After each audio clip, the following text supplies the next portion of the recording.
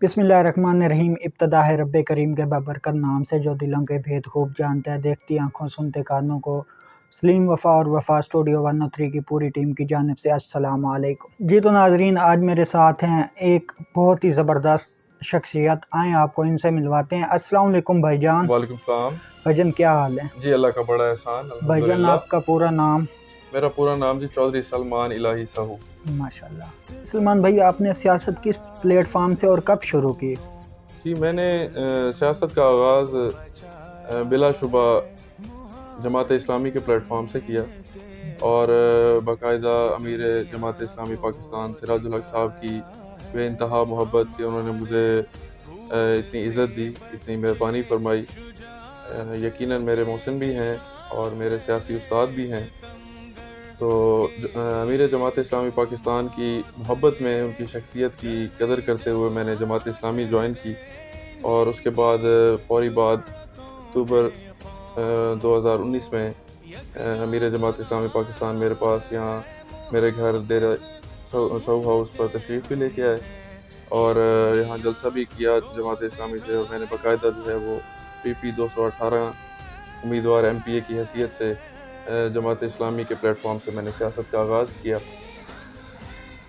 अच्छा सलमान भाई, ये बताएं, इस दफ़ा आप इलेक्शन आज़ाद उम्मीदवार के तौर पे लड़े हैं, इस दफ़ा आपने पार्टी का टिकट क्यों नहीं ज्वाइन किया? जी बिल्कुल, बहुत अच्छा सवाल किया आपने। जमात इस्लामी ने बिलाशुबा हमेशा की तरह मोहब्बत करते हुए मुझे टिकट देने के लिए बारहा तशरीफ़ भी लाए और बड़ी शफ़क़त के साथ कहा भी। लेकिन मैं ये समझता हूँ कि कुछ ऐसा कबल ज़िमनी इलेक्शन में PP 217 में जमात इस्लामी की कुछ ऐसे मामलात थे जिस वजह से मैंने ये बेहतर समझा कि मैं अपनी जमात को भी सेव करूं और अपने दोस्त अहबाब जो मुझे वोट देते हैं, सपोर्ट करते हैं, मेरे भाई हैं, मुझसे प्यार करते हैं और हमेशा ताउन किया है दोस्तों ने, तो उनकी भी रिस्पेक्ट का ख्याल रखूं, अपनी जमात की भी रिस्पेक्ट का ख्याल रखूं और अपने वोट बैंक को भी ज़ाया ना होने दूं। इसलिए मैंने जमात इस्लामी नहीं छोड़ी और ज़िमनी इलेक्शन में आज़ाद हैसियत से, क्योंकि मैं जमात इस्लामी की तरफ से तो PP 218 का कैंडिडेट था, लेकिन मैंने ये सोचा कि मैं अगर इस ज़िमनी इलेक्शन में जैसे एक मौका है मेरे तबके से ताल्लुक़ रखने वाले मलिक अब्दुल गफ्फार डोगर साहब, जिनको हाथ पांव बांध कर बिठा दिया गया, तो उनकी जगह भी कोई नुमाइंदगी करने के लिए एक आम आदमी होना चाहिए जो उनकी जगह को पुर करे। ठीक। क्योंकि यहाँ 40 साल से मखदूमीन का कब्ज़ा है इस हलके पर, कभी मखदूम शाह महमूद कुरैशी साहब की शक्ल में, कभी मखदूम ज़ैन कुरैशी साहब की शक्ल में, अब जैसे हमारी बहन मेहरबानो साहिबा इस हलके में तशरीफ़ ला चुकी हैं। इस तरह मुख्तलिफ़ शक्ल में मखदूमीन हज़रात यहाँ पर आते रहे हैं और साथ गिलानी ख़ानदान भी अरसा कबल से 10 साल से तकरीबन NA 157 की NA 148 की सियासत में सरगर्म रहे। तो वो एक जो क्लास थी, वो एक मुख्तलिफ क्लास को वो रिप्रेजेंट करते हैं।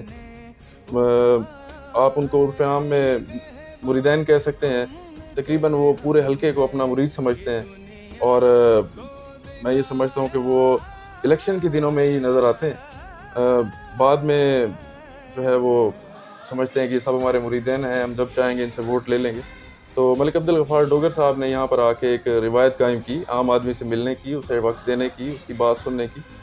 तो चूँकि अब उनकी इक़्तिदार को, उनके टाइम को, उनकी सियासत को बांध कर ख़त्म कर दिया गया, तो मैंने ये समझा कि अब वक्त है, यहाँ आम आदमी की भी ज़रूरत है, यहाँ आम इंसान भी बसते हैं, उनको साथ लेकर चलना है, उनकी भी ज़रूरियात हैं, उनके भी मामलात हैं। तो उनकी अदम मौजूदगी के बायस मैंने ये कदम उठाया।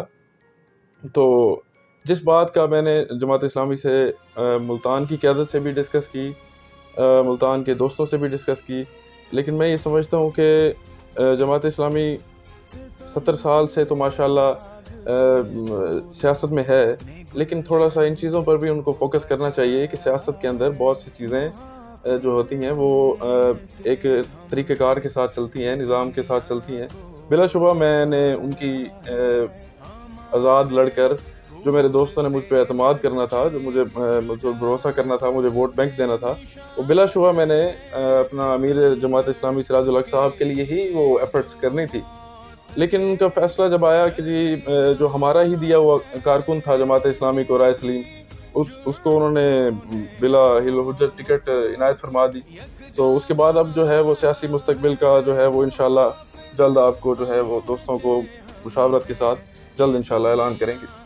اچھا سلمان بھائی، یہ بتائیں آنے والے کل میں آپ ماشاءاللہ سے ینگ قیادت ہیں، آپ اپنے حلقے کی محرومیوں کے بارے میں یا ترقی کے بارے میں کیا منشور رکھتے ہیں؟ جی میں گزارش کرنا چاہتا ہوں کہ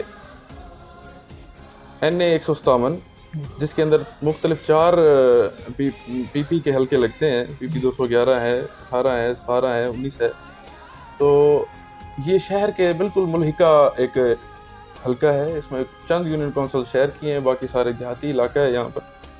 تو یہاں پہ میں سمجھتا ہوں کئی قسم کی محرومیاں پائی جاتی، کئی قسم کی محرومیوں کو لوگوں کو سامنا ہے.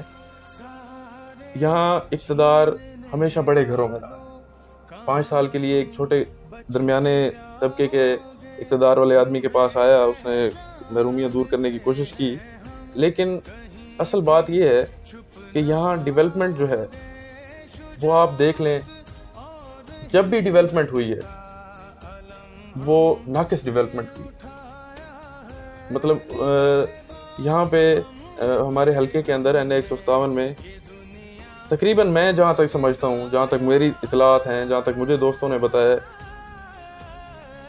ٹھیکہ ملنے کے فوراً بعد کچھ % ہمارے ٹھیکیدار استعمال کرتے ہیں، کچھ % ہمارے سیاستدان کھا جاتے ہیں.